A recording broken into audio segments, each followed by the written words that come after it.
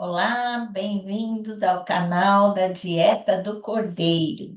Estamos aqui todos os dias compartilhando uma porção do livro Cordeiro Marinado em Porções. Eu, Marina Maprilé Conruian, tenho servido um capítulo por dia. Estamos agora no 44. Então, temos muito conteúdo aí já postado no canal. Convido você a se inscrever, a conhecer todos eles, a participar, a compartilhar com outras pessoas que você também sabe que irão se interessar por esse tema, querendo entrar nos pesos e medidas de Jesus, como a gente tem dito, por ser uma dieta, né, à base do Cordeiro. Ele é nosso modelo, Jesus Cristo. E vamos lá hoje falar sobre ofertas, dízimos, dinheiro. Parece ser um assunto desgastado, infelizmente, no nosso meio evangélico, mas, ao mesmo tempo, ainda um tema desconfortável, dando a sensação de materialismo, capitalismo, comunismo e embora consumismo, perdão. E embora muitos achem inconveniente os longos apelos financeiros das igrejas, já é sabido que Jesus mesmo falou muito mais sobre finanças nos evangelhos do que qualquer outro assunto. Por isso, o assunto de hoje vai ser finanças, ofertas, dinheiro. A história de hoje está registrada no capítulo 12 de Marcos e no 21 de Lucas. Os textos bíblicos sempre copiados aí na descrição do vídeo, ok? Capítulos que já vinham falando da parábola dos lavradores, do pagamento de imposto a César, mesclado com temas como o maior mandamento, ressurreição e o fim dos tempos. Não parecem ser assuntos paralelos, mas talvez propositadamente foram colocados em contraste justamente para provocar um desapego ao real e uma aproximação do ideal. Por isso, vamos ver alguns pontos nessa passagem. Primeiro, quero falar sobre Jesus nessa passagem. E para provar que Jesus também se interessa por este assunto de dinheiro, a cena começa assim. Jesus sentou-se em frente do lugar onde eram colocadas as contribuições e observava a multidão colocando o dinheiro nas caixas de ofertas. É interessante imaginarmos nos dias de hoje Jesus sentado observando nosso momento de oferta durante o culto. Sim, porque ofertar é também um ato de adoração, de entrega, de ação de graças feito para Ele.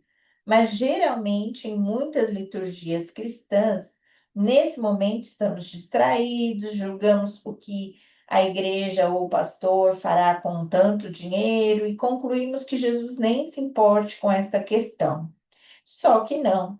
Lá está ele observando, filmando tudo, não só pelas aparências, mas principalmente pelo coração. Veja o que ele viu. No segundo ponto, quero falar aqui dos grandes ricos. Diz assim o texto: muitos ricos lançavam ali grandes quantias. Uma visão bem superlativa do gasofilácio, né? Muitos, não poucos, ricos, não pobres, grandes, não pequenas. Era uma cena para deixar qualquer pastor muito alegre e satisfeito. Contudo, vamos ver mais abaixo se foi essa mesma sensação de Jesus. E aí entra a terceira observação que eu quero destacar, que é sobre a pobre viúva, porque diz o texto, em continuação. Então, uma viúva pobre chegou-se e colocou duas pequeninas moedas de cobre de muito pouco valor. Agora, a imagem se reduziu ao mínimo do diminutivo. Viúva, pobre, não herdeira rica. Duas pequeninas moedas, não várias notas altas, de muito pouco valor, não de muito grande valor. Então, uma cena lastimável, se não desprezível. Para que serviriam duas pequeninas moedinhas tão insignificantes daquelas no tão grande e suntuoso templo de Jerusalém? Vamos descobrir isso agora. Eu quero falar agora dos discípulos, o quarto ponto. Diz assim: chegando a si os seus discípulos, Jesus declarou: afirmo-lhes que esta viúva pobre colocou na caixa de ofertas mais do que todos os outros. Todos deram do que lhes sobrava, mas ela, da sua pobreza, deu tudo o que possuía para viver. Olha isso. Jesus também está nos chamando aqui para nos discipular nessa disciplina chamada mordomia financeira da oferta.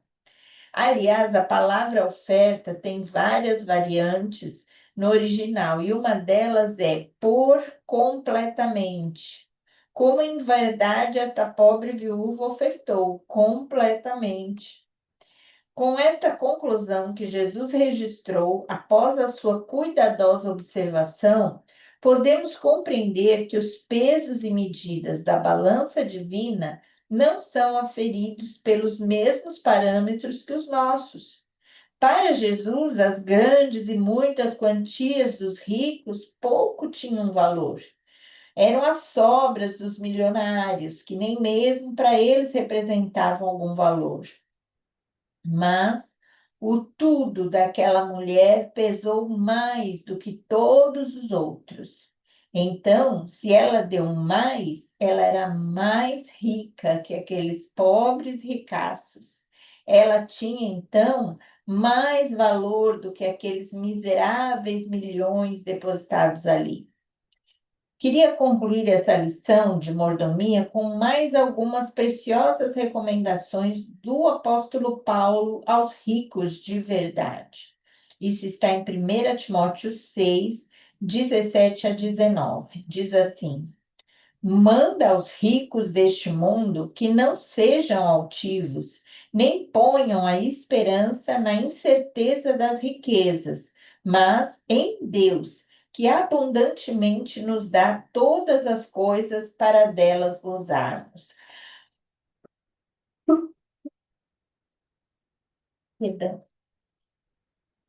Que façam bem, enriqueçam em boas obras, repartam de boa mente e sejam comunicáveis. Que entesourem para si mesmos um bom fundamento para o futuro, para que possam se apoderar da vida eterna. Quero destacar aqui 4 ações para com as riquezas. Primeira é para delas gozarmos. Pela generosidade abundante com que Deus nos abençoa, podemos gozar sim das riquezas. O segundo é para delas fazermos o bem, pela generosidade abundante com que nós abençoamos os outros. Podemos fazer o bem com as nossas riquezas. Terceiro, para delas repartirmos, pela generosidade abundante com que os outros nos abençoam, né? Quantos muitas vezes nos abençoam repartindo dessas riquezas conosco. E quarto, para delas entesourarmos na eternidade. Isso é pela generosidade abundante com que abençoamos o reino de Deus. Nossas ofertas, nossos dízimos, a gente está entesourando para a eternidade. Eu desejo que Deus abençoe a todos nós para abençoarmos uns aos outros. Um dos propósitos de sermos abençoados é justamente para abençoarmos os outros, né? Então fica aí essa lição de hoje, esse capítulo que é muito conhecido, mas que seja também bem praticado por nós. Amém?